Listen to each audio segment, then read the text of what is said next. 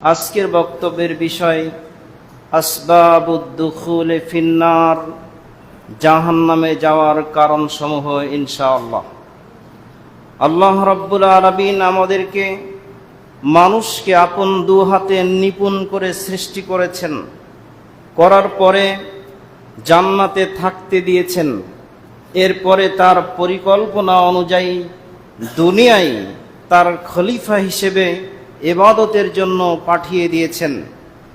এই ইবাদতের জন্য, প্রতিনিধিত্বের জন্য আল্লাহ সিলেবাস দিয়েছেন নিজের পক্ষ থেকে, আসমান থেকে নাজিল করে, যা হলো কালামুল্লাহ, কোরআনুল কারীম এবং সুন্নাতুন নববী বা নবীজির হাদিস। উল্লিখিত কোরআন এবং সে হাদিস ভিত্তিক সিলেবাস অনুসরণে যদি আমরা জীবনযাপন করি, তাহলে আল্লাহ ওয়াদা করেছেন আমাদের আদি বাসস্থান জান্নাতে আল্লাহ আমাদেরকে পুনঃস্থাপন করবেন। পক্ষান্তরে বিপরীত পথে শয়তান আমাদেরকে ডেকে নিয়ে যাচ্ছে আল্লাহর সিলেবাসের বাইরে, বিপরীত পথে। যদি কেউ শয়তানের সিলেবাস অনুসরণ করে, তাহলে সে সুনিশ্চিত জান্নাতের পথ হারিয়ে জাহান্নামেই চলে যাবে। মর্মে আল্লাহ রাব্বুল আলামিন কোরআনুল কারীমের 90 নম্বর সূরা সূরাতুল বালাদ এর 10 নম্বর আয়াতে ঘোষণা করেন, ওয়াহাদাইনাহুন নাজদাইন, আর আমি মানুষকে দুইটি পথ দেখিয়েছি। এই দুইটি পথের একটি হলো জান্নাতের পথ, আরেকটি হলো জাহান্নামের পথ। একটি হলো হেদায়েতের পথ, অপরটি গোমরাহির পথ। একটি হলো ভালোর পথ, আরেকটি মন্দের পথ। একটি তাওহীদের পথ, আরেকটি শিরকের পথ। একটি হলো সুন্নাতের পথ, অপরটি বিদআতের পথ। নিশ্চয়ই করে আমরা বুঝতে পারছি, যদি আমরা জাহান্নাম থেকে বাঁচতে চাই, তাহলে এই মন্দ সাইডগুলো, খারাপ দিকগুলো, জাহান্নামী অপকর্ম থেকে বাঁচতে হবে। অন্যথায় আমরা কারণের মধ্যে পতিত হয়ে যাব আর জাহান্নামী হয়ে যাব। ফলত জাহান্নামে যাওয়ার কারণ আলোচনা করার উদ্দেশ্য এটা নয় যে আমরা জাহান্নামে যেতে চাই, বরং এটার উদ্দেশ্য হলো যে যে কারণে মানুষ জাহান্নামে যায়, ওই কারণ জানার পরে ওখান থেকে বাঁচার চেষ্টা করব। মনে রাখবেন, ইসলামের কালিমাতুশ শাহাদা, কালিমাতুত তাইয়্যিবা এর শিক্ষা হলো আগে নেগেটিভ বিষয়গুলো থেকে বাঁচতে হবে। লা ইলাহা, কোনো ইলাহা নেই, এটা নেগেটিভ, সমস্ত ইলাহ বাদ। এরপরে ইল্লাল্লাহ, কেবল আল্লাহ ইলাহ, এটা হলো নিয়ম। জান্নাত যেতে চাইলে জাহান্নাম থেকে আগে বাঁচতে হবে, তবে জান্নাত যাওয়া সুনিশ্চিত হবে ইনশাআল্লাহ। মর্মে আল্লাহ রাব্বুল আলামিন কোরআনুল কারীমের 66 নম্বর সূরা সূরাতুত তাহরিমের মধ্যে স্পষ্ট ঘোষণা করেন, ইয়া আইয়ুহাল্লাযীনা আমানু কু আনফুসাকুম ওয়া আহলিকুম নারা, ওহে বিশ্বাসীগণ, তোমরা নিজেকে জাহান্নাম থেকে বাঁচাও, এর অতঃপর তোমাদের পরিবার পরিজনকে জাহান্নাম থেকে বাঁচাও। কোন সে জাহান্নাম? যে জাহান্নামে শুধু আযাব আর আযাব, যে জাহান্নামের আযাব হবে অতিমাত্রায় উত্তপ্ত, উত্তাপ দিয়ে, যে আগুনের তাপ দুনিয়ার আগুনের চেয়ে আরো 69 গুণ বেশি। যে জাহান্নামে ভয়ানক মাত্রায় তীব্র ঠান্ডা দিয়ে আযাব দেওয়া হবে, যেই ঠান্ডা পরিমাপের, এমনকি অনুমান করার মতো কোন মানুষের ব্রেনের শক্তি পর্যন্ত নাই, মাপার কোনো থার্মোমিটার তো দূরের কথা। সম্মানিত মুসলিম মাতৃমণ্ডলী, এ তো সেই জাহান্নাম যে জাহান্নামের গভীরতা আল্লাহর নবী বলেছেন, উপর থেকে প্রকাণ্ড বড় পাথর ছেড়ে দিলে তলে পৌঁছতে 70 বছর সময় লাগে। এর নাম জাহান্নাম। জাহান্নাম এমন অতল শাস্তির গহীন গহ্বরের নাম, যেখানে সীমাহীন লম্বা লম্বা উঁচু উঁচু আগুনের খুঁটি দিয়ে জাহান্নামীদেরকে বেঁধে শাস্তি দেওয়া হবে। যেখানে জাহান্নামের মাঝখানে মুজরিমদেরকে নিয়ে তার মগজের মধ্যে উত্তপ্ত পানি ঢালা হবে। যেই জাহান্নামের মধ্যে মানুষ তৃষ্ণার্ত হলে ক্ষুধার্ত হলে তাকে তিনাতুল খাবাল খেতে দেওয়া হবে, যা হবে জাহান্নামের আগুনে পুড়ে পচে যে মানুষের শরীর থেকে রক্ত, ঘাম, পুজ, পেশাব, পায়খানা বের হয়ে আসবে, এইগুলোর নাম হলো তিনাতুল খাবাল। নিশ্চয় করে এমন কঠিন আযাবের স্থান জাহান্নামে আমরা কেউ এক মুহূর্ত যেতে চাইব না। যে জাহান্নামের বিবরণে আল্লাহর নবী বলেছেন, দুনিয়াতে যে আলিশান জীবন যাপন করেছে, এসি গাড়িতে চলেছে, এসি বাড়িতে থেকেছে, কিঞ্চিত তাপ কখনো ভোগ করেনি, এই মানুষটাকে জাহান্নামের মধ্যে এক চুমুক সময় ডুবে তুলে নিয়ে বলা হবে, জীবনে কোনোদিন সুখ শান্তি দেখেছো? সে সব ভুলে যাবে, বলবে, আল্লাহে, আমি আমার জীবনে কোনোদিন সুখ শান্তি বলে কিচ্ছু দেখিনি। জাহান্নামের কিঞ্চিত মুহূর্তের শাস্তির কারণে দুনিয়ার জীবনের 60-100 বছরের সুখের কথা সব ভুলে যাবে। এমন কঠিন শাস্তির জায়গা জাহান্নাম, যে জাহান্নামের শাস্তির ব্যাপারে আল্লাহ এই সূরার আয়াতাংশে আরো বলে দিয়েছেন যে এই জাহান্নামের ইন্ধন হবে ওয়াকুদুহান নাস ওয়াল হিজারা, মানুষ এবং পাথর। ফুয়েল হবে মানুষ, তেল হবে, লাকড়ি হবে, খড়ি হবে মানুষ, পাথর। যে জাহান্নামে মানুষকে পুড়িয়ে আগুন জ্বালানো হবে, এই জাহান্নামে আমরা নিশ্চয়ই যেতে চাইব না। যে জাহান্নামের বিবরণে আল্লাহর নবী বলেছেন যে ইউতাবি জাহান্নাম ইয়াউমাইদিন, সেদিন কিয়ামতের দিন জাহান্নামকে এমন অবস্থায় আনা হবে, লাহা সাবউনা জিমামিন, জাহান্নামের গায়ে 70,000 লাগাম পরানো থাকবে, মা কুল্লি জিমামিন সাবউনা মালাকিন, প্রত্যেক একটি লাগাম ধরে 70,000 ফেরেশতা টানতে থাকবে। এমন 70,000 লাগাম দিয়ে প্রতি লাগামে 70,000 ফেরেশতা জাহান্নামকে টেনে ধরে থাকবে। জাহান্নাম ময়দানে উপস্থিত মুজরিমদের দেখে এমন ভয়ঙ্কর আওয়াজ দিবে, তামাম ময়দানের মুমিন কাফের সবাই কম্পিত হয়ে যাবে। এমনকি নবী রাসূল পর্যন্ত তাফসিরে তাবারানির মধ্যে ইব্রাহিম খলিলুল্লাহর কথা বলা, তিনি পর্যন্ত বলবেন, রব্বি সাল্লিম, রব্বি সাল্লিম, আয় আল্লাহ আমাকে নিরাপদ করুন, আমাকে নিরাপদ করুন। উম্মতের কথা তিনিও ভুলে যাবেন, সব ইয়া নফসি করবে। এই জাহান্নামে যায় মানুষ, শখ করে কেউ যেতে চায় না, ইচ্ছা করেই মানুষ জাহান্নাম কামাতে চায় না। আল্লাহ রাব্বুল আলামিন যে 2 পথ বলেছেন, তার ভালো পথটি যদি মানতে পারি তাহলে জাহান্নাম থেকে বাঁচতে পারবো, জান্নাত যেতে পারবো, অন্যথায় জাহান্নামেই যেতে হবে। জাহান্নামে যাওয়ার যত কারণ, এর মধ্যে মৌলিক 4টি কারণ এমন রয়েছে যে কারণে মানুষ চিরস্থায়ীভাবে জাহান্নামী হবে। একবার জাহান্নামে প্রবেশ করবে, এই 4 অপরাধ করলে আর কোনো দিন জাহান্নাম থেকে বের হতে পারবে না। এমন পাপ আছে 4টি। এর 1 নম্বর পাপ হলো শিরক, 2 নম্বর পাপ হলো কুফর, 3 নম্বর পাপ হলো নেফাক, মুনাফিকি করা, 4র্থ পাপ হলো ইরতিদাদ বা মুরতাদ হওয়া, ইসলাম গ্রহণ করার পরে ধর্ম ছেড়ে দিয়ে ভিন্ন ধর্মী হওয়া। এই 4 পাপে মানুষ স্থায়ীভাবে জাহান্নামী হয়ে যাবে। মর্মে সূরা মায়েদা 5 নম্বর সূরা 72 নম্বর আয়াতে আল্লাহ বলেন, ইন্নাহু মান ইউশরিক বিল্লাহি ফাকাদ হারামাল্লাহু আলাইহিল জান্নাহ ওয়া মাওয়াহুন নার, নিশ্চয়ই যে ব্যক্তি আল্লাহর সাথে শিরক করবে ওই ব্যক্তির জন্য জান্নাত হারাম হয়ে যাবে আর তার থাকার জায়গা জাহান্নাম হয়ে যাবে। আল্লাহ রাব্বুল আলামিন জাহান্নামের এই ধমক ওই সব বান্দাদের জন্য বলছেন, আল্লাযীনা তা'তুনা ইলাল কুহানি ওয়াল আররাফি ওয়াস সাহারাতি ওয়াল মুনাজ্জিমিন, যারা কাহেনের কাছে, গণকের কাছে গমন করে, যারা ভাগ্য গণনা করে, যারা তাদের কাছে যায়, যারা জাদুকরের আশ্রয় গ্রহণ করে তারা, এবং যারা মুনাজ্জিমিন অগ্নি পূজকদের মতো আচরণ করে, অগ্নি পূজা করে তারা। অবশ্যই করে শিরকের বহুবিধ রূপ ও রকম রয়েছে, যা আমরা আমাদের সমাজেও জালের মতো বিস্তৃত দেখতে পাই।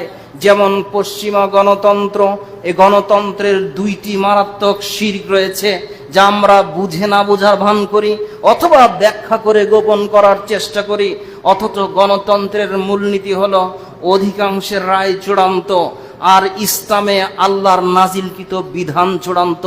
পৃথিবীর সব মানুষ যদি এর বিরুদ্ধে যায় তবু এটাই সঠিক, এটাই চূড়ান্ত। গণতন্ত্রের অপর শির্ক হলো সার্বভৌমত্ব হলো জনগণের। অথচ আল্লাহ কোরআনে বহু বহু জায়গায় বলেছেন, ওয়ালিল্লাহি মুলকুস সামাওয়াতি ওয়াল আরদ, আসমান জমিনের সার্বভৌমত্ব কেবল আল্লাহর, জনগণের নয়। আল্লাহর সার্বভৌমত্ব কেড়ে নিয়ে জনগণকে বিতরণ করলে এর চেয়ে বড় শিরক আর কি হতে পারে? এই সেই শিরক যে শিরকের বেলায় আমি আপনি শুনলাম যে এই শিরকের কারণে চিরস্থায়ীভাবে জাহান্নামে যেতে হবে। আল্লাহ রাসূল সাল্লাল্লাহু আলাইহি ওয়াসাল্লামকে আরো স্পষ্ট করে বলেননি? সহিহ মুসলিমের 93 নম্বর হাদিস, মান মাতা লা ইউশরিক বিল্লাহি দাখালাল জান্নাহ, কেউ যদি আল্লাহর সাথে শিরক ছাড়া মরতে পারে তাহলে সে নিশ্চিত জান্নাতি। মর্মে আল্লাহ রাসূল বিপরীত বলেন, ওয়ামান মাতা ইউশরিক বিল্লাহি শাইআন দাখালান নার, কিন্তু কেউ যদি শিরক করে মরে তাহলে সে জাহান্নামে যাবে। কোরআন এবং হাদিস আমাকে আপনার সুস্পষ্টভাবে দিক নির্দেশনা দেয়, শিরক করলে জাহান্নামে যেতে হবে। অতএব শিরক থেকে বাঁচতে হবে, জাহান্নাম থেকে বাঁচতে হলে। দ্বিতীয়, চিরস্থায়ী জাহান্নামী হওয়া পাপ কুফর, এ ব্যাপারে কোরআনে অসংখ্য আয়াত বর্ণিত হয়েছে। মর্মে সূরা নিসার 150-51 নম্বর আয়াত আল্লাহ বলেন, ইন্নাল্লাযীনা ইয়াকফুরুনা বিল্লাহি ওয়া রাসূলিহি ওয়া ইউরিদুনা ইউফাররিকু বাইনাল্লাহি ওয়া রাসূলিহি, নিশ্চয়ই যারা আল্লাহ এবং তার রাসূলগণের সাথে কুফরি করে আর যারা আল্লাহ এবং তার রাসূলগণের মধ্যে পার্থক্য সৃষ্টি করতে চায়, সেই সব ব্যাপারে আল্লাহ বললেন, ওয়ায়াকুলুনা, আরো তারা বলে, নুমিনু বিবাদিন ওয়া নাকফুরু বিবাদ, আমরা আল্লাহর বিধানের অথবা কতক নবীকে ঈমান মানি আর কতক নবীকে মানি না, ইসলামের কিছু মানি আর কিছু মানি না। মসজিদে আসতে পারে রুকু সিজদা আল্লাহর জন্য করি, মসজিদ থেকে বের হয়ে গেলে রাষ্ট্র গঠনের রাজনীতি আব্রাহাম লিঙ্কনের নীতিতে করে, আল্লাহর নীতি অনুপস্থিত। যারা এরূপ করে তারা মূলত আল্লাহর আইন ও বিধানের সাথে কুফরি করে। তারা বলে আমরা কতক মানি আর কতক ছাড়ি। পরে আল্লাহ বলেন, ওয়ায়ুরিদুনা আইয়াত্তাখিজু বাইনা যালিকা সাবিলা, তারা আল্লাহর রাস্তা এবং শয়তানের রাস্তার মাঝামাঝি নতুন রাস্তা আবিষ্কার করতে চায়। তাফসির তাবারির মধ্যে এই আয়াতের ব্যাখ্যায় বলা যে এই যে দলের কথা বলা হলো এরা হলো আল্লাহর চিরদুশমন ইহুদি আর নাসারা।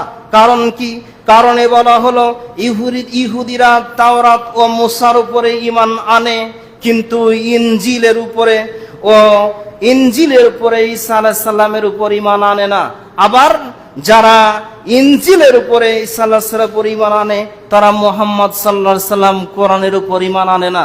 এমন করে করে কতক নবীকে মানে আর কতক নবীকে ছাড়ে। এমন করলে ওই ব্যক্তিও কাফের হয়ে যাবে, দণ্ডে তাকে চিরস্থায়ী জাহান্নামী হতে হবে। অনুরূপ আরো কর্ম, এমন কুফরি কর্ম আমাদের মধ্যে আছে। যেমন কেউ বলে কোরআন মানি তো হাদিস মানি না, একটা মানি আর একটা মানি না, এটিও কুফরি। মনে রাখা ভালো হবে, কোরআনের একটি আয়াত অস্বীকার করলে যেভাবে কাফের হয়, রাসূলুল্লাহর একখানা সহিহ হাদিস অস্বীকার করলে অনুরূপভাবে সমানে কুফরি করা হয়। আল্লাহর দেওয়া আইন ও বিধান, যেখানে আল্লাহ বলেছেন আলাহুল খালকু ওয়াল আমর, আল্লাহর আইন ও বিধানের ব্যাপারে তিনি স্রষ্টা, তিনি আইনদাতা। সৃষ্টি করার ক্ষমতা যার নাই, আইন রচনা করার ক্ষমতা তার নাই।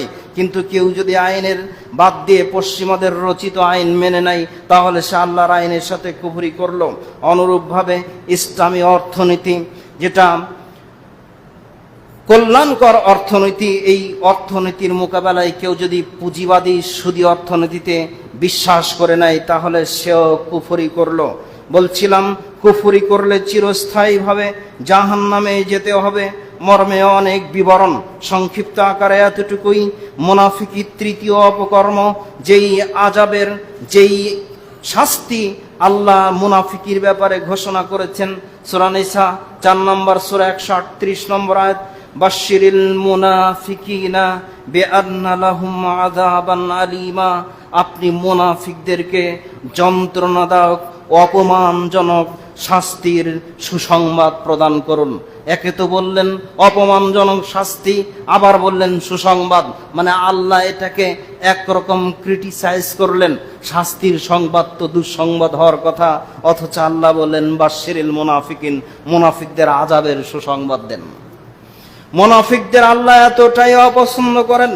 সূরা নিসা 4 নম্বর সূরা 140 নম্বর আয়াতে আল্লাহর ঘোষণা, ইন্নাল্লাহা জামিউল মুনাফিকিনা ওয়াল কাফিরিনা ফি জাহান্নামা জামিআ।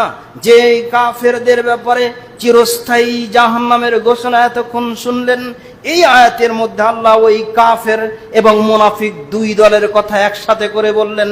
এই দুই দলকেই একসাথে জাহান্নামে পুরে রাখা হবে, তাদেরকে কোনো দিন জাহান্নাম থেকে রেহাই দেওয়া হবে না। একই সূরা 145 নম্বর আয়াতে আল্লাহ বলেন, ইল্লাল মুনাফিকিনা ফিদ্দারকিল আসফালি মিনান নার। জাহান্নামে বহু জাতির গোষ্ঠীর বহু পাপের মানুষ যাবে, তবে মুনাফিকরা জাহান্নামের শাস্তির সবচেয়ে নিম্নতর স্তরের শাস্তিটা ভোগ করবে। আর আল্লাহ বললেন, ওয়ালান তাজিদা লাহু নাসীরা। তাদের জন্য আপনি কোনো সাহায্যকারী পাবেন না। একটু আগেই শুনেছেন কত পাপে মানুষ জাহান্নামে যাবে, কিন্তু পরে আবার জান্নাতে যাবে, মানে শাস্তি ভোগের পরে সাহায্য পাবে। কিন্তু মুনাফিক যারা, তারা জাহান্নামে যাবে, কোনোদিন কারো সাহায্য পাবে না। মুমিন আর মুনাফিকের চরিত্র যেমন আলাদা, কর্ম যেমন আলাদা, পুরস্কার তেমন আলাদা। মুমিন যেমন চিরস্থায়ী জান্নাতি হবে, মুনাফিক তেমন চিরস্থায়ী জাহান্নামী হবে। মুমিন ভালো কাজ করে যেমন, ভালো কাজে দাওয়াত দেয় তেমন। কাফের যারা, মুনাফিক যারা, যারা মুশরিক, তারা নিজেরা অপকর্ম করে আর লোকেদেরকে অপকর্মে, মন্দ কর্মের দিকে ডাক দেয়। পক্ষান্তরে মুমিন যখন ভালো কাজে জীবন দিচ্ছে, অর্থ ব্যয় দিচ্ছে, শ্রম ব্যয় করছে, তখন মুনাফিকরা মন্দের পথে, পাপের পথে তার জীবন, যৌবন, জবান, সম্পদ খরচ করছে, বিনিয়োগ করছে। মুমিন দান করে আল্লাহর সন্তুষ্টির জন্য, আর মুনাফিক দান করে তবে তা শয়তানের সন্তুষ্টির জন্য। মুমিন আল্লাহর জিকিরে মগ্ন থাকে, আর মুনাফিক শয়তানের ইবাদত নিয়ে ব্যস্ত থাকে। সম্মানিত মুসলিম ভাতৃমণ্ডলী, মুনাফিক চিরস্থায়ীভাবে জাহান্নামে যাবে। চতুর্থ পাপ মুরতাদ হওয়া মর্মে সূরা বাকারার 217 নম্বর আয়াত আল্লাহ বলেন, ওয়ামাইয়ারতাদিন মিনকুম আন দীনিহি। কেউ যদি তার দিন ইসলাম থেকে বের হয়ে অন্য ধর্ম গ্রহণ করে, ফায়ামুত, এরপরে মারা যায়, ওয়াহুয়া কাফিরুন, তাহলে সে কাফের। ফাউলাইকা হাবিতাত আমালুহুম। যেহেতু দিন ত্যাগ করার জন্য কুফরি করে মুরতাদ হয়েছে, অতএব তার দিন গ্রহণ করা অবস্থায়, মুসলিম থাকা অবস্থায় যত নেকির আমল ছিল সব বরবাদ। এরপরে বললেন শুধু দুনিয়ায় বরবাদ না, প্রতিদানে আখিরাতেও বরবাদ। ওয়া উলাইকা আসহাবুন নারি হুম ফিহা খালিদুন। এই জাতের মুরতাদ জাহান্নামে চিরকালের জন্য প্রবেশ করবে। এরপরে কত পাপ রয়েছে। মানুষ ঈমান ধারণ করে, আমল করে, ফরজ ইবাদত করে, এরপরেও কত পাপ মানুষের জীবনে থাকে যা মানুষকে জাহান্নামে নিয়ে যায়। এরূপ একটি পাপ হলো আত্মহত্যা। এখন আমাদের এরিয়াতেই, এই গাংনী মেহেরপুরেই অহরহ আত্মহত্যার সংবাদ দেখা যায়। মুসলমানের ছেলে, মুসলমান নিজে আত্মহত্যা করে ফেলছে, অথচ আত্মহত্যা জাহান্নামী হওয়ার উপযুক্ত একটি আমল। জুনদুব ইবনে আব্দুল্লাহ রাদিয়াল্লাহু তাআলা আনহু থেকে বর্ণনা, রাসূলুল্লাহ সাল্লাল্লাহু আলাইহি ওয়াসাল্লাম বলেছেন, কানা বিরাজুলিন জারাহুন। একজন ব্যক্তি এমন ছিল যার একটা জখম হয়েছে, আঘাত লেগেছে, জখমের যন্ত্রণা সইতে না পেরে ব্যক্তি আত্মহত্যা করে ফেলেছে। সেই জখমের ব্যাপারে, আত্মহত্যা করার লোকটার ব্যাপারে নবীজির ঘোষণা হলো, ফাকাতালা নাফসা। ওই আঘাতের যন্ত্রণায় সে নিজেকে হত্যা করলো। ফাকাল্লাহু, আল্লাহ ওই ব্যক্তির ব্যাপারে বলেন, বাদারানি আবদি বিনাফসি। এই আমার বান্দা তার জীবনের ব্যাপারে দ্রুত ব্যবস্থা গ্রহণ করেছে। হারামতু আলাইহিল জান্নাহ, আমি ওর জন্য জান্নাত হারাম করে দিলাম। সহিহুল বুখারীর 1363 নম্বর হাদিস। এই হাদিসে আল্লাহর নবী বলেন, মান কাতালা নাফসাহু বিহাদিদাতিন উযিবা বিহি ফি নার জাহান্নাম, কেউ যদি লৌহাস্ত্রের আঘাতে আত্মহত্যা করে তাহলে জাহান্নামে তাকে ওই লৌহাস্ত্র দিয়েই শাস্তি প্রদান করা হবে। মর্মে 1365 নম্বর হাদিস। এই হাদিসে আল্লাহর নবী বলেন, আল্লাযী ইয়াখনুকু নাফসাহু ইয়াখনুকুহা ফিন্নার, যে ব্যক্তি শ্বাসরোধ করে গলায় ফাঁস দিয়ে আত্মহত্যা করবে, ওই ব্যক্তির হাতে ওই আত্মহত্যার অস্ত্র রশি যন্ত্র তার হাতেই থাকবে, জাহান্নামে সে অনর্গল আত্মহত্যা করতে থাকবে। সহিহুল বুখারী মুসলিমে বর্ণিত হাদিস। আরো বলেন আল্লাহর নবী, ওমান তারাদ্দা মিন জাবালিন ফাকাতালা নাফসা, কেউ যদি পাহাড় তথা উঁচু স্থান থেকে লাফ দিয়ে আত্মহত্যা করে তাহলে সে জাহান্নামে চিরস্থায়ীভাবে উঁচু স্থান থেকে লাফ দিয়ে দিয়ে আত্মহত্যা করতে থাকবে। মর্মে জেনে রাখা ভালো, একটু আগেই বলেছি, এটা হলো অস্থায়ীভাবে জাহান্নামে যাওয়ার কারণ। এখানে চিরস্থায়ী বলা হয়েছে নিকৃষ্ট, ধিক্কৃত, অপমানজনক শাস্তি বলেই। শাস্তি ভোগের পরে ঈমান যদি থেকে থাকে, কাফের যদি না হয়, মুনাফিক যদি না হয়, মুশরিক যদি না হয়, মুরতাদ যদি না হয়, তাহলে একদিন না একদিন ঈমানের বদলতে জাহান্নাম থেকে মুক্তি পাবে। মুমিনকে যদি কেউ হত্যা করে তাহলে এটা ভয়ানক পাপ। এমনিতেই মানুষ হত্যা পাপ, যদিও সে বিধর্মী হয়, আর ঈমানদারকে হত্যা করা আরো ভয়ানক পাপ। বর্মে তিরমিজির 1398 নম্বর হাদিস। আল্লাহর নবী বলেন, লাউ আন্না আহলাস সামাই ওয়া আহলাল আরজ, যদি আসমান এবং জমিনবাসী সবাই ইশতারাকু ফি দামি মুমিনিন, কোন একজন মুমিনকে হত্যার জন্য জড়িত হয়, লা কাব্বাহুমুল্লাহু ফিন্নার, তাহলে এক মুমিনকে হত্যার দায়ে তামাম আসমানবাসীকে, তামাম জমিনবাসীকে আল্লাহ জাহান্নামে ঢুকিয়ে দেবেন। মুমিনের রক্তের দাম আল্লাহর কাছে এত এত বেশি।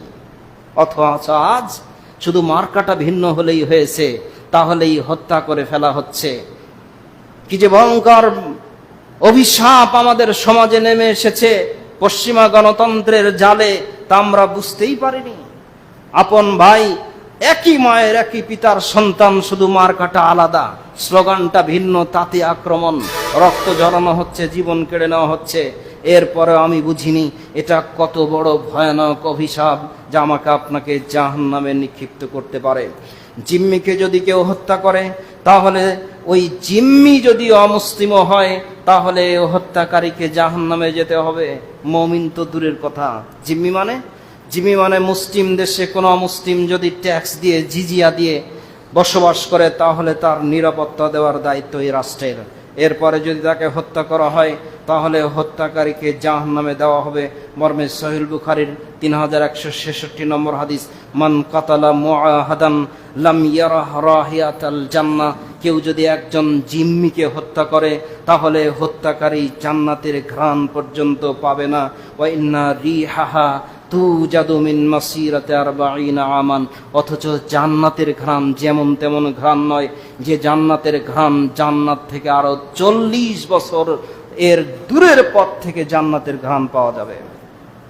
একজন জিম্মিকে হত্যা করলে জান্নাতে তো যাবে না, জান্নাতের ঘ্রাণ পর্যন্ত পাবে না, মানে জান্নাত থেকে আরো 40 বছর পথের চেয়ে আরো দূরে সে অবস্থান করবে, জাহান্নামে অবস্থান করবে। সম্মানিত মুসলিম মাতৃমণ্ডলী, শুনছিলাম জাহান্নামে যাওয়ার কারণ সমূহ। হারাম খাদ্য খেলে জাহান্নাম হবে কে না জানে। যত কারণ বলেছি সব আমি আপনি জানি, কিন্তু আপনাকে বলার উদ্দেশ্য কি? আপনাকে বলার উদ্দেশ্য যা জানেন তা মানেন কতটুকু, যা জেনেছেন তা ধারণ করেছেন কতখানি।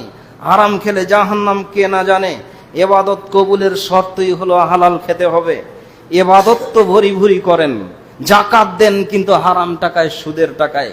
হজ করেন, উমরা করেন প্রতি বছর কিন্তু সুদের টাকায়, আত্মসাৎ করা টাকায়, বোনের হক ফাঁকি দেওয়া টাকায়। এমনি করে করে নেতৃত্ব যে গ্রহণ করেছেন আর নেতা হয়েছেন, এরপরে মাজলুমের হকটা মেরে খাচ্ছেন। এমনকি বয়স্ক ভাতার টাকাও নেতা মেরে খায়। কত কত দেখবেন রিলিফের কার্ড বিতরণে ঘুষ দিতে হয়, এরপরেও নেতা বোঝে না সে কিভাবে হারাম খায়। নেতৃত্ব এই জন্য দুজনের নেতৃত্ব গ্রহণ করতে রাসূলুল্লাহ অনুৎসাহিত করেছেন, কারণ দুজনের নেতৃত্ব যে গ্রহণ করে তাকে বিনা ছুরিতে জবাই করা হয়। ছুরি দিয়ে জবাই করলে শাস্তি কম হয়, ছুরি ছাড়াই জবাই করা হয়। অথচ নেতৃত্বের জন্য আমরা নেতা হওয়ার জন্য পাগল। নেতা যারা হতে চায় তাদের স্বভাব হলো হিংস্র এবং ক্ষুধার্ত জানোয়ারের মতো, যে কোনো মূল্যে সে শিকারে পরিণত করবেই করবে। নেতা হওয়ার লোভ যার আছে, ধন সম্পদ বাড়ি গাড়ি পদ সব বিক্রি করে হলো নেতা হতে চাইবে। ক্ষতি দুনিয়াতেও আখেরাতেও। হারাম খাওয়া থেকে বাঁচতে হবে, দাপট মরা পর্যন্ত চলবে। মৃত্যুর পরে কবরে কোনো নেতার কোনো অনুসারী কাছে থাকবে না, নেতৃত্ব থাকবে না, কোনো পাওয়ার শক্তি থাকবে না। অতএব হারাম খাওয়া বন্ধ করুন জাহান্নাম থেকে বাঁচতে হলে। বাইহাকির 2787 নম্বর হাদিস, আল্লাহর নবী বলেন, লা ইয়াদখুলুল জান্নাতা জাসাদুন গুযিয়া বিল হারাম, সেই শরীর জান্নাতে প্রবেশ করবে না যে হারাম দ্বারা পরিপুষ্ট হয়েছে। আল্লাহর নবী বলেছেন, ওয়া কুল্লু লাহমিন নাবাত মিনাশ শাহাতি কানাতিন নারি আওলা বিহা, জাহান্নাম যে যাবে, এই জাহান্নামে যাওয়ার সবচেয়ে উপযুক্ত বডি হচ্ছে হারাম দিয়ে পরিপুষ্ট বডি। জাহান্নামে যাওয়ার সবচেয়ে উপযুক্ত বডি হলো হারাম দ্বারা পরিপুষ্ট বডি। এমনি করে সুদের সয়লাভ চলছে যা আমি আপনি কে না জানি। বাংলাদেশের অর্থনীতির ভিত্তি হলো সুদ। আমি ইমাম সাহেব, খতিব সাহেব, আমার গায়ে যে জামাটা, এই জামাটাও তৈরি হয়নি বাংলাদেশ ব্যাংকের ঋণ নেওয়া ছাড়া। বাংলাদেশ ব্যাংক সুদ ছাড়া ঋণ দেয় না। অতএব সুদের একটা অংশ আমার জামাতেও আছে, আমি নিজেও এর সাথে জড়িত। এই জন্য সুদী অর্থনীতি উৎখাত করার জন্য গণতন্ত্র কোনোদিন পারবে না, শত সহস্র বছরে পারেনি। যদি সুদী অর্থনীতি বিদূরিত করে জাকাত ভিত্তিক কল্যাণকর অর্থনীতি, ইসলামী অর্থনীতি জাতি চায়, তাহলে ইসলামিক খেলাফতের বিকল্প নাই। সম্মানিত মুসলিম মাতৃমণ্ডলী, যদি এই মুহূর্তে আমি আপনি সহ অনেকেই আছি যারা সুদ থেকে বাঁচতে চায়, সুদ মুক্ত একটা ব্যাংকিং ব্যবস্থা চালু করতে চায়, বিনিয়োগ করতেও চায়, কিন্তু বাংলাদেশ ব্যাংক থেকে সুদ মুক্ত ব্যাংক তৈরি করার কোনো অনুমোদনের সিস্টেমই নাই। অতএব সুদ থেকে আমরা কেউ বাইরে নয়, তবে মন্দের ভালো ইচ্ছা করেই কেউ যেন সুদের জালের মধ্যে হাবুডুবু না খায়, সে ব্যাপারে সতর্ক সাবধান থাকতে হবে। বাধ্য হওয়ার জন্য হয়তো ওজর হবে, কিন্তু ইচ্ছা করে সুদি কারবার করলে তার ওজর থাকে না। সহিহ বুখারীর 7047 নম্বর হাদিস, আল্লাহর নবী বলেন, ওয়াম্মার রাজুলুল্লাযী আতাইতা আলাইহি ইসবাহু ফিন নাহারে, আল্লাহর নবী একটা লোকের কাছে যে গেলেন, দীর্ঘ হাদিস, স্বপ্নের মধ্যে গেছেন, বহু অপরাধীর কাছে। এর মধ্যে এক অপরাধী যে সাগরের মধ্যে সাঁতার কাটছে, যেই সাগরের পানির রং হলো রক্ত বর্ণের, দেখলেন ওয়াইউল কামুল হাজারু, আর যার মুখের মধ্যে পাথর নিক্ষেপ করা হচ্ছে, ঢুকে দেওয়া হচ্ছে, তীরে ভিড়লেই পাথর মারা হচ্ছে, আবার সমুদ্রে চলে যাচ্ছে, ক্লান্ত হয়ে বিশ্রামের জন্য তীরে আসলে আবার পাথর মারা হচ্ছে। এই অপরাধ কেন হচ্ছে বললে আল্লাহর নবী বললেন, আল্লাহর নবীকে বলা হলো ফাইন্নাহু আকিলুর রিবা, কারণ হলো এই লোকটা সুদখোর। সুদের পাপের ব্যাপারে কে না জানি বলুন তো? জেনা, ব্যভিচার যদি অনাত্মীয় বা অপরিচিত জনের সাথেও হয়, কোনো মুসলিমকে এটা মেনে নিতে চায় না। যদি আপন আত্মীয়র সাথে হয় মেনে নেবে না। যদি আপন মায়ের সাথে হয় তাহলে বোধহয় মেনে নেবে। আপনাদের আওয়াজে বোঝা যায় এতে অপরাধ কিছু নাই। আপন মায়ের সাথে জেনা হলে কি মেনে নেবেন? আল্লাহর নবী বলেছেন, সুদ যদি কেউ খায় তাহলে জেনা করলে যা অপরাধ হয় আপন মায়ের সাথে, এর চাইতে আরো 336 গুণ পাপ বেশি হয়। এরপরেও সুদ চলছে। বলছি জাহান্নাম থেকে বাঁচবো অসম্ভব। সুদ পরিত্যাগ করা ব্যতীত আল্লাহুম্মা আজিরনি দোয়া করে করে ফেনা তুলে ফেললেও জাহান্নাম থেকে মুক্তি হবে না। জাহান্নাম থেকে বাঁচতে হলে সুদ থেকে বাঁচতেই হবে। সহিহ মুসলিমের 2002 নম্বর হাদিস, ইন্না আলাল্লাহি আহদান লিমান শারিবাল মুসকিরা, কেউ যদি নেশাদার দ্রব্য পান করে, গ্রহণ করে, তার ব্যাপারে আল্লাহর অঙ্গীকার হলো আইয়াসতিয়াহুল্লাহু ফি তিনাতিল খাবাল, আল্লাহ তাকে জাহান্নামের তিনাতুল খাবাল খাওয়াবেন। সাহাবায়ে কেরাম রাদিয়াল্লাহু আনহু তিনাতুল খাবাল চিনলেন না, প্রশ্ন করলেন, ওমা তিনাতুল খাবাল ইয়া রাসূলুল্লাহ, তিনাতুল খাবাল আবার কি জিনিস? তখন আল্লাহর নবী বললেন, আরাকু আহলিন নার ওয়া উসারাতু আহলিন নার, তিনাতুল খাবাল হলো জাহান্নামীদের গলিত মথিত রক্ত পুজের সমষ্টি।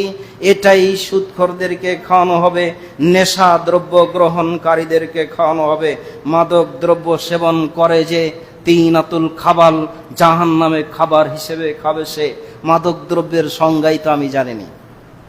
যারা মাদকের বিরুদ্ধে জিরো টলারেন্সের ঘোষণা করেছে তারা দিব্যি প্রকাশ্যে বিড়ি সিগারেট খেয়ে বেড়াচ্ছে, অথচ এটা যে মাদক এটা তারা জানেই না।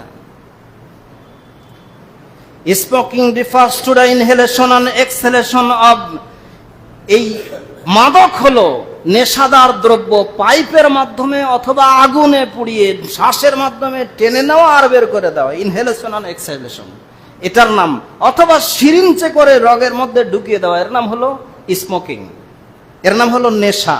অথচ আমি বিড়ি খাচ্ছি, ব্যবসা হচ্ছে, বেশি করে কর বসানো হচ্ছে, রাজ্যের লাভ হচ্ছে, রাষ্ট্র মহা খুশি। আবার এই রাষ্ট্র নেতাই বলছে ও নাকি নেশার বিরুদ্ধে জিরো টলারেন্সে আছে। এর চেয়ে বড় মুনাফিকি কিছু আছে?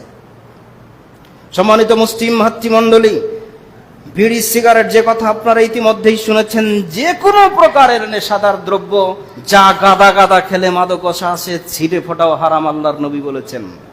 অতএব আমি আপনি যে ব্যাখ্যায় দাঁড় করাই না কেন, ব্যাখ্যা দিয়ে হয়তো তৃপ্তি ভরে গিলতে পারবো, কিন্তু জাহান্নাম থেকে বাঁচতে পারবো না।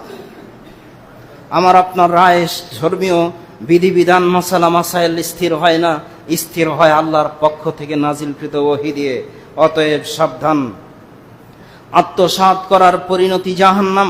আত্মসাৎ বলতে একটু আগে আপনাকে আমি বলে এসেছি, আপনার গায়ে বল আছে, পিতা মারা গেছে, আপনি পিতার সম্পদ ভাগে যা পাবেন তার চেয়ে বেশি নিয়েছেন, অথবা ভাইয়ে ভাইয়ে ভাগ ঠিক নিয়েছেন কিন্তু বোনের ভাগে ফাঁকি দিয়েছেন।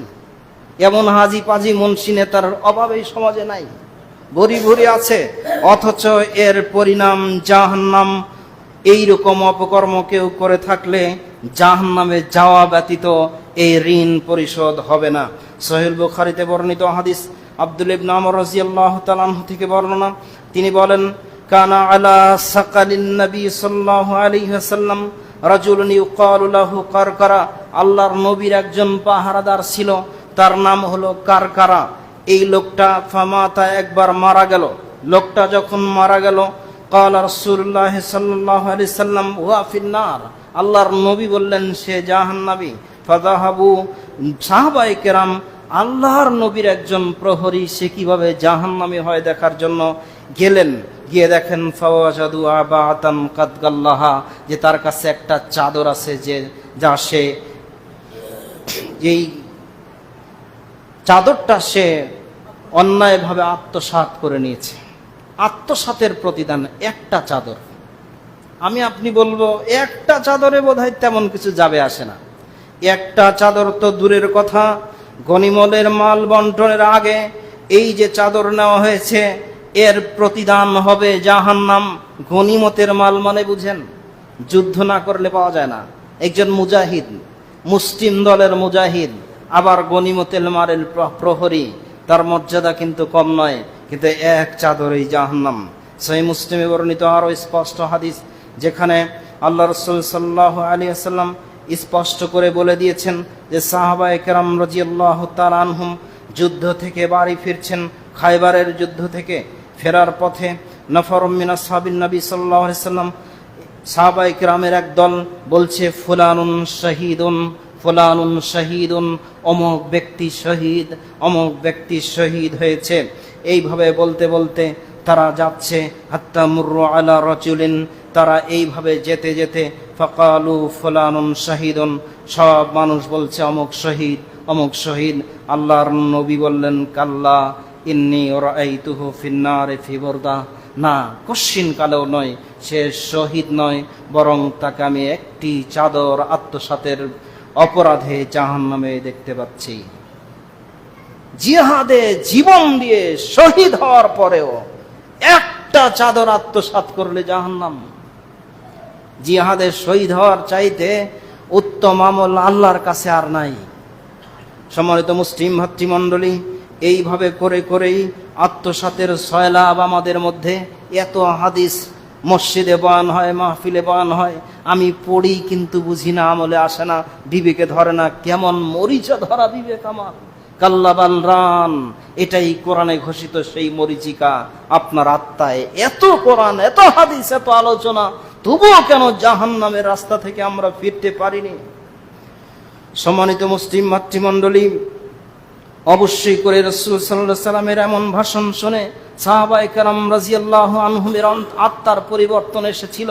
যদি আমার আপনার আত্মা জাগ্রত থাকে, জীবন্ত থাকে, পরিবর্তন আসতে বাধ্য। এই ঘোষণা শোনার পরে যা রাজুলুন বিশরাকিনা ও শিরাকাইন ইলা নবী সাল্লাল্লাহু আলাইহি সাল্লাম, একজন মানুষ জুতার একটা বা দুইটা ফিতা নিয়ে রাসূলের কাছে জমা দিচ্ছেন যে আমি এটা আত্মসাৎ করেছিলাম। আল্লাহর নবী বলছেন যে একটি বা দুটো জুতার ফিতার আত্মসাতের জন্য জাহান্নাম যেতে হবে। কত কত ভুরি ভুরি গাদা গাদা সম্পদ লুট হয়ে যাচ্ছে। বাংলাদেশকে বিনির্মাণের জন্য, উন্নয়নের জন্য যা খরচ হয়েছে, বিগত সময়ে বাংলাদেশের এই পরিমাণ উন্নয়নের চেয়ে বেশি টাকা বিদেশে পাচার হয়ে গেছে। এত বড় আত্মসাৎ, যদি আপনি নেতা না হতেন আপনার পক্ষে এত বড় আত্মসাৎ সম্ভব ছিল না। এরপরেও এমন আত্মসাৎকারী নেতা হওয়ার জন্য জীবন, যৌবন, জবান, সম্পদ সব খরচ করি কোন পথে? খেয়ানত অনুরূপ পাপ, খেয়ানতের দায়ে অবশ্যই করে জাহান্নামে যেতে হবে। সম্মানিত মুসলিম ভাতৃমণ্ডলী, বলছিলাম আপনাদের ধৈর্যের পরীক্ষা আমি নেব না, শুধু মনে রাখুন আর গবেষণা চালান। জাহান্নাম থেকে বাঁচতে হলে অবশ্যই করে জাহান্নামের রাস্তা থেকে জান্নাতের রাস্তায় উঠতে হবে, নচেত আপনি জাহান্নাম থেকে বাঁচতে পারবেন না। জাহান্নামের রাস্তা আগে ছাড়তে হবে, এরপরে জান্নাতের রাস্তায় যেতে হবে, নচেত জাহান্নাম থেকে বাঁচা সম্ভব হবে না।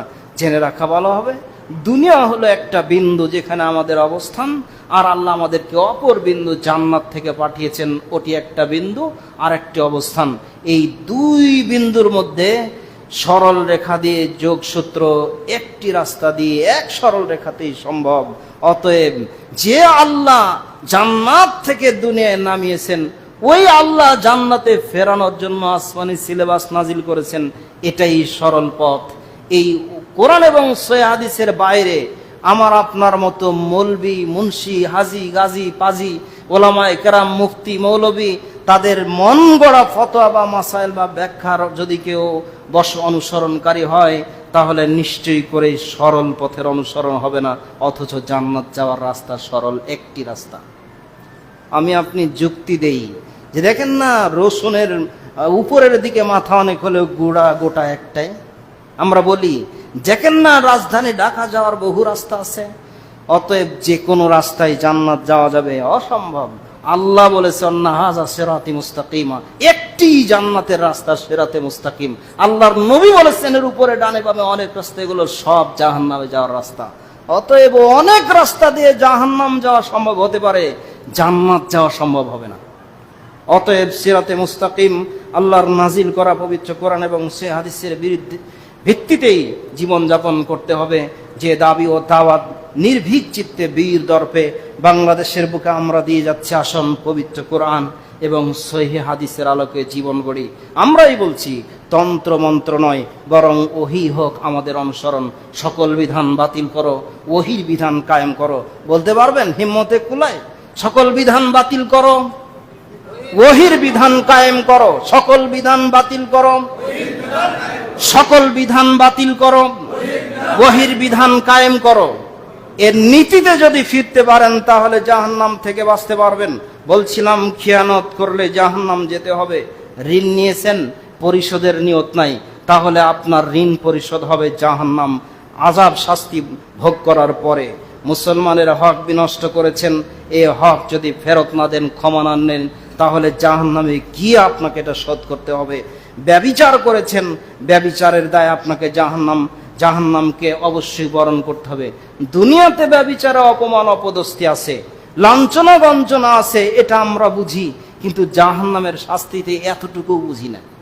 যদি বুঝতাম দুনিয়ার শাস্তির ভয়ে, অপমানের ভয়ে যতটুকু বাঁচি, যদি জাহান্নামের ভয়টা একবার ঢুকতো, তাহলে কোনো মুসলিমের হাতে, কোনো মানুষের হাতে, কোনো মুসলিম বোন, কোনো মুসলিম মা বা আত্মীয় স্বজন বা কোনো নারী কখনোই ব্যভিচারের খোরাকে পরিণত হতে পারত না, অথচ মুসলমান আজ করছে।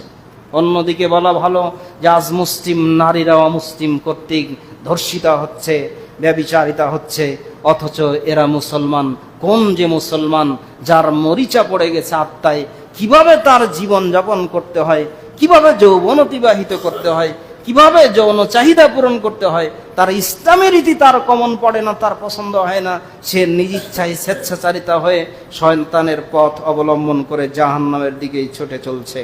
রাসূল সাল্লাল্লাহু আলাইহি সাল্লামের উপরে মিথ্যা আরোপ করলে জাহান্নাম হয়। আমাদের সমাজে যত ওয়াজ মাহফিল আছে, মসজিদের মিম্বরে আলোচনা আছে, প্যান্ডেল ধরে দখল করে ওয়াজ চলছে, নবীর নামে মিথ্যা কথা, নবীর নামে মিথ্যা কথা। নবী বলেনি, হুজুর বলছে, নবী বলেছে। অথচ আল্লাহর নবী স্পষ্ট করেছেন সহিহুল বুখারীর 108-10 নম্বর হাদিসের মধ্যে, মান কাযাবা আলাইয়া মুতাআম্মিদান ফাকাদ মাকআদাহু মিনান নার। কেউ যদি আমি নবীর নামে ইচ্ছা করে মিথ্যা বলে, তাহলে তার থাকার জায়গা বিনা হিসেবে জাহান্নাম। নবীর নামে মিথ্যা বললে জাহান্নাম। আজ আমার বাংলাদেশের তথাকথিত কোন নেতার নামে একটা সত্য দুর্নামও করা যায় না, কিন্তু নবীর নামে মিথ্যা অনায়াসেই বলা যায়। এ বলার জন্য আবার লাল গালিচার সম্বর্ধনা পাওয়া যায়, পকেট ভরে টাকা পাওয়া যায়, পেট ভরে খানা পাওয়া যায় নবীর নামে মিথ্যা বললে। অথচ আল্লাহর নবী বলে দিয়েছেন, আমি নবীর নামে কেউ ইচ্ছা করে মিথ্যা বললে বিনা হিসেবে জাহান্নাম তার থাকার জায়গা হবে। সম্মানিত মুসলিম ভাতৃমণ্ডলী, এমনিতেই মিথ্যা বলা মহাপাপ, যে পাপের কারণে মানুষকে জাহান্নামে যেতে হবে। আর নবীর নামে মিথ্যা বললে কিভাবে জান্নাত হবে? অহংকার করলে, কিঞ্চিত অহংকার যদি কারো দিলে থাকে, তাহলে তার ঈমান ডিলিট হয়ে যায়। এ কারণে কিঞ্চিত অহংকারের দায়ে জাহান্নাম যেতে হবে। অহংকার এবং ঈমান এক আত্মার মধ্যে একসাথে থাকে না, একটা থাকলে আর একটা ডিলিট হয়ে যাবে। অতএব আপনি ঈমানদার দাবি করছেন, তাহলে আপনার মধ্যে হিংসা অহংকার আসলো কিভাবে? থাকার তো কথা না। পিতামাতার অবাধ্যতা জাহান্নামে যাওয়ার অন্যতম কারণ। কি বুঝেছেন আপনি কি বুঝলাম? আজ আমাদের ঘরে ঘরে, আপন ঘরে পিতামাতা বৃদ্ধাশ্রমে আছে। সন্তান পিতার চিকিৎসার খরচ দেয় না, খানা খরচ দেয় না, তার বিপদে সাহায্য করে না। এমন বহু বহু সন্তান আছে যে পিতা তার জন্য মাথার ঘাম পায়ে ফেলে যৌবনকে মাটি করে পৌরত্ব, বার্ধক্য বরণ করেছে। এই সন্তান কোনোদিন পিতাকে আসসালামু আলাইকুম বলে সালাম দেয়নি, একবারও দেয়নি। এত আমরা পিতামাতার আনুগত্যকারী সন্তান। মুসলিম মাতৃমণ্ডলী, পিতামাতার যদি কেউ অবাধ্য হয়, তার জন্য জাহান্নাম সুনিশ্চিত। পড়ে এসেছিলাম সূরা মুদ্দাসসির 74 নম্বর সূরার 42 থেকে তৎপরবর্তী আয়াত। জাহান্নামীদেরকে জিজ্ঞাসা করা হবে, মা সালাকাকুম ফি সাকার, কেন তোমরা জাহান্নামে? সেদিন জাহান্নামীরা বলবে, লাম নাকু মিনাল মুসাল্লিন, আমরা সালাত আদায় করতাম না। আমরা ইসলামী দলে লিল্লাহে তাকবীরে যোগ দেই, কিন্তু হাইয়া আলাস সালার ডাকে মসজিদে জামাতে অংশগ্রহণ করি না। এরকম জামাত ছাড়া মুসলমানের সিলের মাধ্যমে আবার ইসলাম কায়েম হবে, এই স্বপ্ন আমরা দেখি। অসম্ভব। রাস্তাটাই তো জাহান্নামের, কিভাবে জান্নাত কায়েম হবে আমার বুঝে আসে না। সম্মানিত মুসলিম মাতৃমণ্ডলী, ওই আয়াতের মধ্যে দ্বিতীয় যে অপরাধের কথা বলবে, লাম নাকু নুতঈমুল মিসকিন, আমরা অভুক্তদেরকে খাদ্য খাওয়াতাম না। দুর্বলকে, অভুক্তকে খেতে দিতে হবে, এটি মহৎ গুণ, যেটা আপনাকে জাহান্নাম থেকে বাঁচাবে। আমরা তো দেই না, তো দেন, আরো কেড়ে খায়। কিভাবে জাহান্নাম থেকে বাঁচবো? কোরআনের সমালোচনা যারা করে, হাদিসের যারা সমালোচনা করে, ইসলামের যারা সমালোচনা করে, নবী এবং আল্লাহর বিরুদ্ধে যারা সমালোচনায় লিপ্ত, আমরা তাদের দলে ছিলাম। এজন্য জাহান্নাম। ওয়াকুন্না নুকাযযিবু বিয়াউমিদ্দিন, আমরা আজকের এই কিয়ামত বিচারের দিনকে মিথ্যা মনে করতাম। হাত্তা আতানাল ইয়াকিন, এমন অপরাধ চলমান অবস্থা আমাদের ইয়াকিন তথা মৃত্যু এসে গেছে। এই কারণে আজ জাহান্নামে। সম্মানিত মুসলিম মাতৃমণ্ডলী, জাহান্নাম থেকে বাঁচতে হলে উল্লিখিত পাপ সহ আরো নানাবিধ অপরাধ যা আমাদেরকে জাহান্নামে বন্দী করবে, গ্রাস করবে, এমন পাপ থেকে বাঁচতে হবে। লা ইলাহা ইল্লাল্লাহর সবক নিন। প্রথমে জাহান্নামে যাওয়ার অপকর্ম পরিত্যাগ করুন, এরপরে ইল্লাল্লাহ, তথা আল্লাহকে ইলাহ হিসেবে স্বীকৃতি দেন, মানে জান্নাতে আমল করা শুরু করুন। আল্লাহ আমাদেরকে জাহান্নামের পথ ছেড়ে দিয়ে জান্নাতের পথে আসার, আল্লাহ যে দুই রাস্তার কথা বলেছেন, ভালো রাস্তাটা অনুধাবন করার, অনুসরণ করার তৌফিক আল্লাহ দান করুন। আল্লাহুম্মা আমিন। আল্লাহ, আমরা নালায়েক, গুনাহগার, পাপী, তাপী, অধম। আল্লাহ তুমি দয়াবান, ক্ষমাবান, প্রাচুর্যময়। আল্লাহ তুমি দয়া করে তোমার গফুর নামের উসিলা আমাদের জিন্দেগির পাপ রাশি ক্ষমা করো। আল্লাহুম্মা আমিন। আল্লাহ, আজকের এই বিশাল মসজিদের এ সুন্দর আলিশান আয়োজনে যারা সহযোগিতা করেছেন, প্রত্যেককেই এই বৈঠকের পূর্ণ প্রতিদান আমলনামে দান করুন। আল্লাহুম্মা আমিন। যে প্রতিদান নবীর ভাষায় ঘোষিত, লাগুদওয়াতুন ফি সাবিলিল্লাহি ওয়া রাহাতুন, যে আল্লাহর রাস্তায় একটি সকাল বা সন্ধ্যা, খায়রুম মিনাদ দুনিয়া ওয়া মা ফিহা, আসমান জমিনে যত ধন সম্পদ আসে সবের চাইতে মূল্যবান। আল্লাহ, এমন নাকি আমাদের সবার আমলনামা দান করুন। আল্লাহুম্মা আমিন। আল্লাহ, আমাদের কৃত পাপ তাপে, আমাদের অপরাধ গুনাহসমূহ তুমি ক্ষমা করো, মার্জনা করো। আল্লাহুম্মা আমিন। আল্লাহ, আমরা হীনতা, দীনতা, দুর্বলতা, অসুস্থতা ইত্যাদিতে ভুগছি। আল্লাহ, তুমি দয়া করে আমাদের সমস্ত অপারগতা, ক্ষমতা দূরীভূত করো। আল্লাহুম্মা আমিন। আল্লাহ, আমাদেরকে জান্নাতের পথে, সিরাতে মুস্তাকিমের পথে, তাওহীদের পথে ঐক্যবদ্ধভাবে দ্রুতমদীয় শক্তিতে পরিণত হওয়ার তৌফিক দান করো। আল্লাহুম্মা আমিন। আল্লাহ, আমরা যেন ব্যক্তিগত জীবনে, পারিবারিক জীবনে, সামাজিক জীবনে, রাষ্ট্র এবং বৈশ্বিক জীবনে ইসলামের বিজয় সুনিশ্চিত করতে পারি, এমন তৌফিক ও ক্ষমতা দান করো। আল্লাহুম্মা আমিন। বারাকাল্লাহু লানা ওয়া লাকুম ফিল কুরআনিল আযীম। আসসালামু আলাইকুম ওয়া রাহমাতুল্লাহি ওয়া বারাকাতুহু।